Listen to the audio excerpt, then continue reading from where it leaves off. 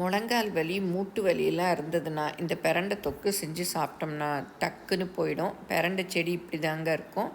இந்த மாதிரி பிரண்டைகளை எடுத்துக்கணும். எடுத்துகிட்டு அதை நறுக்கிறதுக்கு முன்னாடி கையில் நல்லா நல்லெண்ணெய் தடவிக்கணும். இல்லாட்டி ரொம்ப அரிக்கும். இந்த மாதிரி நார் இருக்கும். அதை அப்படியே ஒடிச்சு நார் எடுத்து இந்த மாதிரி எடுத்து நல்லா கழுவி ஈரமில்லாமல் தொடச்சி வச்சுக்கணும். நல்லெண்ணெயில் பிரண்டையை இந்த மாதிரி கலர் மாறுற வரையும் வதக்கி எடுத்துக்கணும். அதே கடாயில் இன்னும் கொஞ்சம் நல்லெண்ணெய் ஊற்றி பெருங்காயம் போட்டுக்கணும்.